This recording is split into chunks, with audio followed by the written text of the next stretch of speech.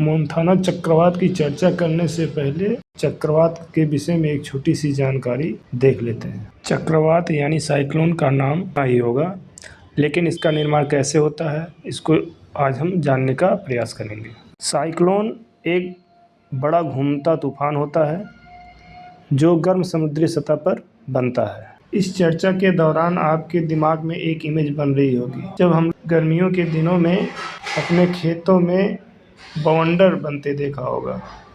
हाँ, बस आप सही जा रहे हैं। ठीक उसी प्रकार समुद्री सतह पे भी बवंडर का निर्माण होता है।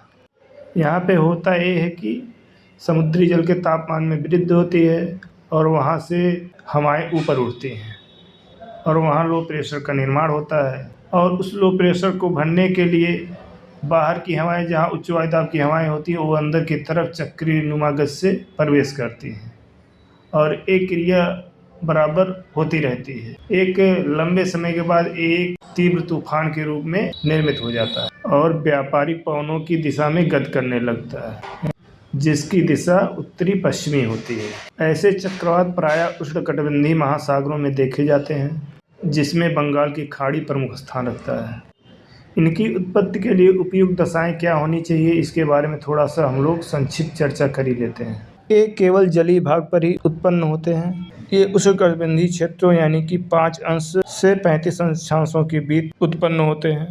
इनकी उत्पत्ति के लिए कोरियालिस बल का होना आवश्यक है, अर्थात पृथ्वी के घूर्णन के कारण जो बल उत्पन्न होता है उसी को हम लोग कोरियालिस बल कहते हैं, जो विषुवत रेखा पर शून्य होता है जबकि ध्रुवों पे अधिकतम होता है।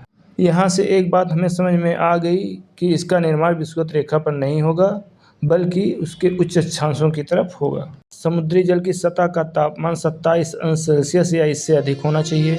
वायु में पर्याप्त आर्द्रता उपस्थित होनी चाहिए। यह प्रचुर मात्रा में गर्म एवं आर्द्र वायु की निरंतर आपूर्ति होनी चाहिए। चक्रवातों को ऊर्जा कहाँ से मिलती है? चक्रवातों को ऊर्जा गुप्त ऊष्मा के रूप में प्राप्त होती है, जो संघनन से रिलीज हो। चक्रीय गति से हवाओं के ऊपर उठने से एक वाल का निर्माण हो जाता है, जिसको चक्षुभित्ति कहा जाता है।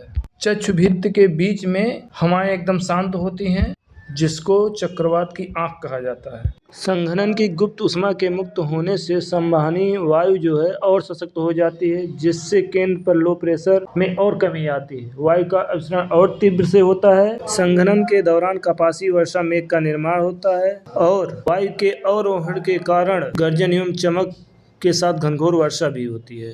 जैसे जैसे एक चक्रवात तट की ओर जाते हैं, इनमें अधिक गति होती जाती है और जब ये तट के पास पहुंचते हैं तो भारी तबाही मचाते हैं। जब एक चक्रवात तट से अंदर स्थल की ओर प्रवेश करते हैं तो इनकी गति धीमी होती चली जाती है और ये क्षीण हो जाते हैं। इसी प्रकार मोन्थाना चक्रवात को बंगाल की खाड़ी में इंडियन मेट्रोलॉजिकल डिपार्टमेंट के द्वारा 28 अक्टूबर को देखा गया। इसका नामकरण मोन्था थाईलैंड द्वारा दिया गया। इसकी गति करीब 110 किलोमीटर प्रति घंटा थी, जो कि आंध्र प्रदेश और उड़ीसा के तटों को प्रभावित किया।